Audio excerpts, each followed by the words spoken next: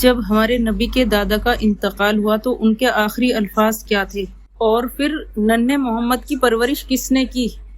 کعبے کی چابی کے امین عبد المطلب بستر مرض پر تھے۔ بڑے بڑے سردار آپ کی چارپائی کے پاس بیٹھے ہوئے تھے۔ ان کی سفید داڑھی سینے پر پھیلی ہوئی تھی اور آنکھوں میں اب بھی نور چمک رہا تھا، مگر سب جانتے تھے کہ وہ سایہ اب اٹھنے والا ہے۔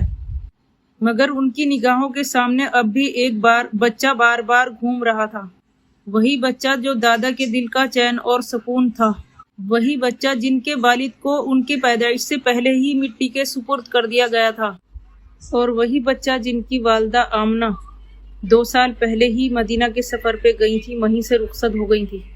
ننھے محمد صلی اللہ علیہ وسلم ابھی صرف 8 برس کے ہی تھے۔ پیشانی سے ایک عجیب سی روشنی جھلکتی تھی۔ حضرت عبد المطلب نے اپنے پوتے حضرت محمد صلی اللہ علیہ وسلم کو اپنے پاس بلایا اور ان کے سر پر پیار سے ہاتھ پھیرا اور بہت پیار سے سینے سے لگایا اور بہت آہستہ آواز میں کہا کہ یہ بچہ کچھ الگ ہی ہے۔ انہوں نے اپنے بیٹوں کی طرف دیکھا اور کہا، اس بچے کی حفاظت اب تمہاری سب سے بڑی ذمہ داری ہے، اور میں یہ امانت اپنے بیٹے ابو طالب کو سونپتا ہوں۔ یہ سنتے ہی حضرت ابو طالب کی آنکھوں سے آنسو بہہ نکلے، کیونکہ وہ بہت ہی تنگ حالی میں زندگی گزار رہے تھے۔ ان کے پاس دولت زیادہ نہیں تھی، لیکن ان کا دل بہت بڑا تھا۔ انہوں نے اپنے والد سے کہا کہ ابا جان، آپ بے فکر رہیے، میں اپنی جان سے زیادہ اس بچے کی حفاظت کروں گا۔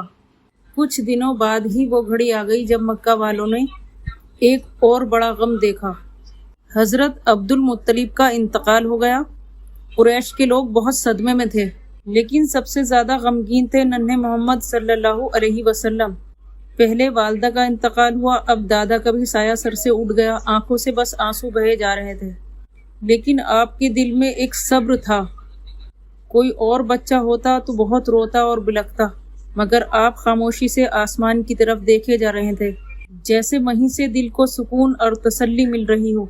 اللہ تعالیٰ نے یہ درد اپنے پیارے محمد صلی اللہ علیہ وسلم کو اس لیے دکھایا تاکہ آنے والی امت کو صبر اور بھروسے کا سبب ملے۔ ابو طالب نے ننھے محمد صلی اللہ علیہ وسلم کو اس دن سے اپنے گھر میں ایسا رکھا جیسے گھر کا تاج ہو۔ گھر بہت چھوٹا تھا، کھانے میں اکثر کمی رہتی تھی، مگر جب بھی ننھے محمد ساتھ بیٹھتے، کھانے میں برکت اتر آتی۔ ایک واقعہ بہت مشہور ہے۔ ایک دن گھر میں بس تھوڑا سا کھانا بنا تھا، بس زیادہ سے زیادہ اس کھانے کو 2-3 لوگ ہی کھا سکتے تھے۔ ان کی بیوی نے کہا کہ آج تو بس سب لوگ بھوکے رہ جائیں گے، مگر ابو طالب نے ننھے محمد صلی اللہ علیہ وسلم کو اپنے پاس بٹھایا اور کہا، بیٹا آپ بھی ہمارے ساتھ کھانا کھاؤ۔ جیسے ہی بسم اللہ پڑھ کر ننھے محمد نے کھانا کھانا اسٹارٹ کیا، وہ تھوڑی سی نعمت اتنی بڑھتی چلی گئی کہ سب نے کھانا پیٹ بھر کے کھایا، پھر بھی کھانا بچ گیا۔ یہ ہے میرے نبی کی برکت، جہاں تھوڑے سے کھانے میں سب لوگوں کا پیٹ بھر گیا۔ ایسے ہی دل کو چھو لینے والی اسلامک باتیں اور ایمان افروز واقعات جاننے کے لیے شگفتہ افروز کو سبسکرائب کریے۔ السلام علیکم ورحمۃ اللہ وبرکاتہ۔ اللہ حافظ۔